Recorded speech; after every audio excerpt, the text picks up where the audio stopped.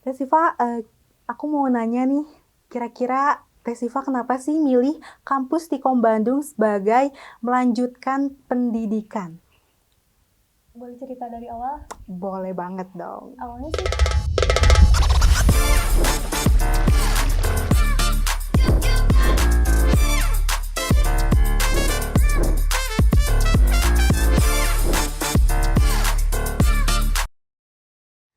Hai hai hai, halo everyone, balik lagi bersama aku Cici.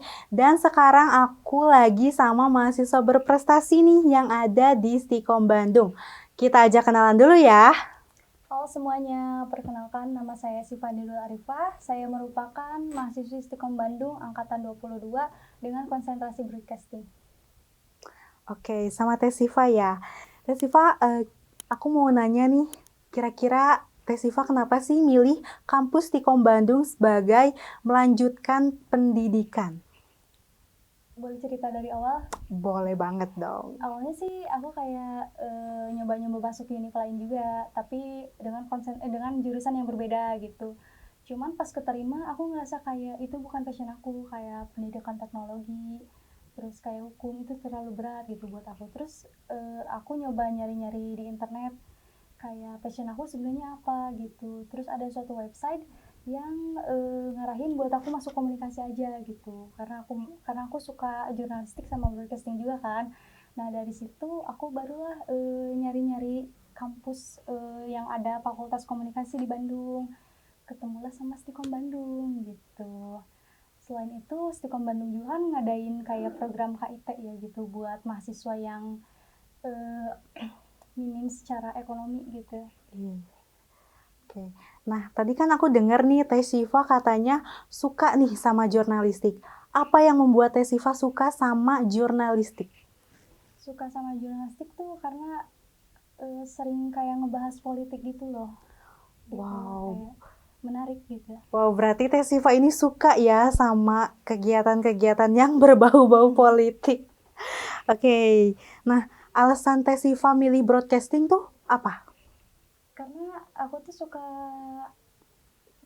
suka suka sama kayak musik video gitu, kayak bikin konsepnya, terus kayak proses syutingnya, kayak sinematiknya gitu aku suka gitu. Oke, jadi Teh Siva ini suka banget nih sama kayak penyiaran-penyiaran gitu Iya, ya. Oke, menarik banget ya teman-teman.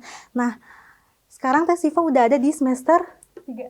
Semester 3. Iya. Wih, nih, Teh Siva nyangka nggak sih di semester 3 ini atau semester-semester sebelumnya Teh Siva udah jadi mahasiswa berprestasi tuh kira-kira nggak nyangka nggak sih?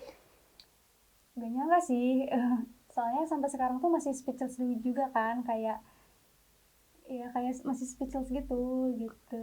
Berarti gak nyangka ya bisa ada di titik ini, bisa Iya. ada di titik sekarang. Jadi mahasiswa berprestasi itu Teh Siva nggak nyangka banget.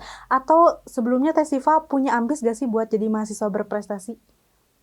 Kalau Ami sih ada Oke, gitu. berarti ini berjalan dengan mengalir guys. Jadi mahasiswa berprestasi itu berjalan dengan mengalir ya. Oke, nah biasanya nih mahasiswa berprestasi itu kan ada yang dipersiapkan ya Teh Siva sebelum UAS ya. Misalnya kayak baca buku atau belajar atau mungkin SKS tuh. Kira-kira Teh Siva mempersiapkan apa aja sih sebelum UAS? Nah, jadi kalau misalkan buat persiapan ujian aku tuh nggak di minggu tenang gitu. Soalnya udah mah kita stres dengan ujian, belum lagi terbebani sama hal-hal yang harus dihafal gitu. Jadi aku tipe orang yang kayak kasih 100% fokus di kelas aja gitu. Kalau ada waktu luang baru baca-baca dikit. Nah, jadi kan kalau misalkan nanti mau waktunya udah mau UAS, aku nggak terlalu stres karena aku udah baca-baca dikit gitu sebelumnya. Oke. Wah, menarik ya. Jadi Teh Siva ini biasanya memfokuskan satu titik atau satu kegiatan biar dianya nggak terlalu stres. Nah, boleh banget nih buat mahasiswa, buat muda-mudi yang biasanya suka sistem kebut semalam, boleh juga ditiru pakai caranya Teh Siva, memfokuskan satu titik dari jauh-jauh hari ya Teh, biar kitanya nggak stres. Apalagi kan kalau kita UAS kuliah ya suka, aduh itu mah kalau searching juga nggak ada jawabannya. Memang harus dibaca ya Teh ya, dari benar. materi dari awal, materi dari sebelum-sebelumnya, di review-review lagi. Jadi kalau misalkan di minggu tenang itu tenang aja gitu Iya, kan, nggak gitu. yang Nggak hektik terlalu banget stres, gitu. iya. Wow, menarik ya. Nah, selama menjadi mahasiswa Stikom nih Teh, kira-kira Teh Siva punya kegiatan lain nggak selain yang ngampus gitu? Kalau di kampus sih paling ya cuman karena aku belum masuk UKM gitu kan. Jadi kalau di kampus paling kayak ikut seminar-seminar yang diadain kampus, terus kayak ikut event kayak kemarin Pekan Kesenian Olahraga, aku ikut berpartisipasi. Terus kayak misalkan ada program dari pemerintah kayak P2MW kemarin, aku ikut kayak gitu. Oke, berarti Teh Siva ini belum menjalankan UKM tapi udah ikut berpartisipasi di acara-acara kampus kayak seminar-seminar gitu ya guys. Nah, boleh tahu nggak sih Teh, seminar-seminar itu biasanya seminar-seminar kayak gimana sih?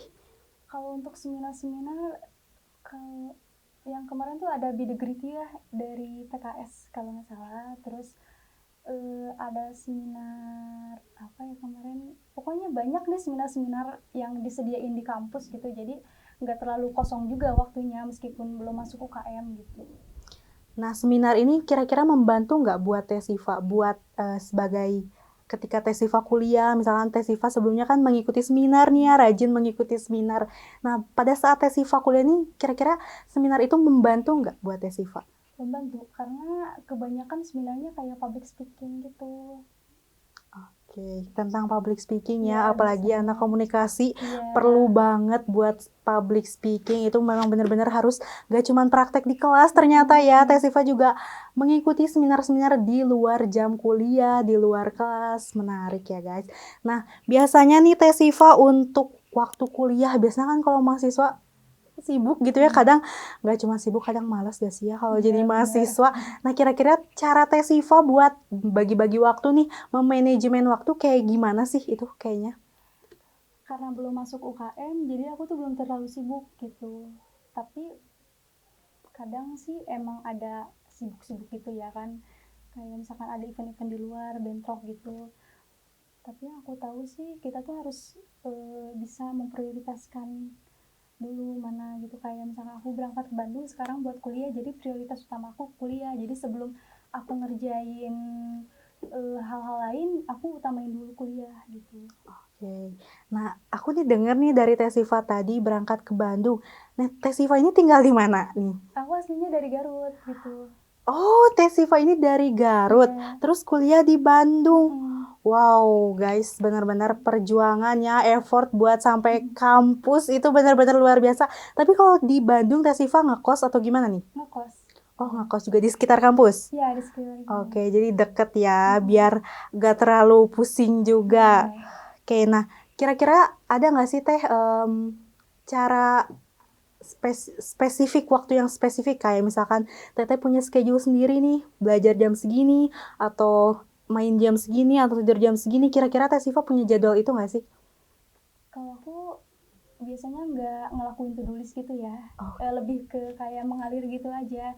Kalau misalkan waktunya lagi kosong, aku biasanya baca gitu. Kalau misalkan moodnya lagi jelek juga enggak gitu. Jadi kayak mengalir gitu aja gitu. Wow, Teh Siva ini selain jadi mahasiswa berprestasi, dia juga suka baca, suka bau-bau yang politik-politik gitu juga Teh Siva suka.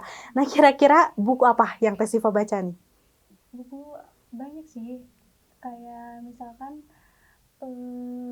The Dreamer kayak gitu. Terus bukunya Kak J.S. Hayren. Genrenya itu apa? Itu sih biasanya kayak politik ada, terus motivasi ada gitu. Wow, keren ya. Jadi nih buat mahasiswa muda-mudi, anak-anak yang ya masih kuliah-kuliah, boleh banget diisi waktunya, waktu luangnya buat baca-baca buku ya Teh, biar bermanfaat juga. Karena kan kalau semakin kita banyak baca, semakin terlatih juga ya Teh otaknya.